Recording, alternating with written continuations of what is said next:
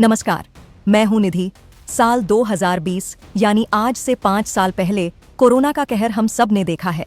अभी हमारे जहन से इसका खौफ गया ही था कि एक बार फिर से देश भर में कोरोना के नए मामले तेजी से बढ़ रहे हैं। एशिया के कुछ देशों में कोरोना के केस फिर से बढ़ने लगे हैं। हांगकांग और सिंगापुर में कोविड मामलों में बढ़ोतरी की खबरों के बीच देश के कई राज्यों से कोरोना के बढ़ते मामले सुनने को मिल रहे हैं। मुंबई के बाद अब दिल्ली से सटे गुरुग्राम में भी कोरोना ने दस्तक दे दी है। गुरुग्राम में कोरोना के 2 केस सामने आए हैं। दोनों रोगियों को फिलहाल आइसोलेशन में रखा गया है। वहीं दिल्ली में भी 11 दिनों के भीतर कोरोना वायरस के संक्रमण के 3 नए मामले अब तक सामने आ चुके हैं। हालांकि कोरोना के केस सामने आने के बाद गुरुग्राम स्वास्थ्य विभाग सतर्क हो गया है और अपनी तैयारियां तेज कर दी है।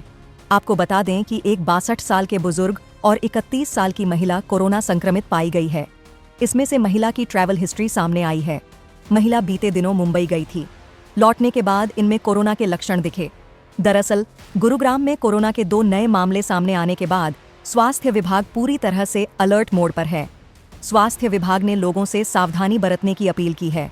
विभाग का कहना कि कोरोना के मामले बढ़ रहे हैं, लेकिन कोई चिंता की बात नहीं है। कुल मामलों की बात करें तो अब तक देश भर में कोरोना के कुल 257 से ज्यादा नए मामले सामने आए हैं, जिसके बाद प्रशासन और स्वास्थ्य विभाग हरकत में आ गया है। गुरुवार तक गुजरात के अहमदाबाद में कोरोना के 4 नए केस दर्ज हुए हैं, जिनमें से एक 84 वर्षीय मरीज प्राइवेट अस्पताल में भर्ती है, जबकि बाकी सभी होम आइसोलेशन में हैं। इसके अलावा मुंबई में कोरोना के कुछ मामले पाए गए हैं। ओडिशा के भुवनेश्वर में कोरोना का एक कंफर्म केस सामने आया है। कोरोना के मामलों में तेजी से बढ़ोतरी की अहम वजह ओमिक्रॉन को JN.1 वेरिएंट को माना जा रहा है। JN.1 कोरोना वायरस का एक नया रूप है जो ओमिक्रॉन से जुड़ा है। यह BA.2.86 नाम के पुराने वेरिएंट पिरोला से निकला है। इस वेरिएंट की पहचान सबसे पहले 2023 के आखिर में हुई थी और इसके बाद ये अमेरिका, UK, भारत, सिंगापुर और हांगकांग जैसे देशों में तेजी से फैल गया।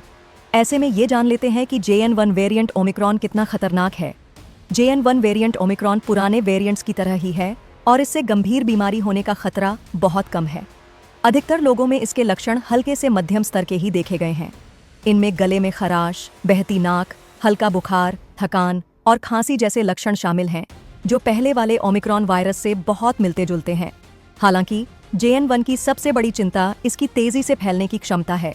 यह वेरिएंट बहुत आसानी से एक व्यक्ति से दूसरे व्यक्ति में फैल सकता है, इसलिए इसके केस तेजी से बढ़ सकते हैं। ऐसे में हमें सतर्क और सावधान रहने की जरूरत है।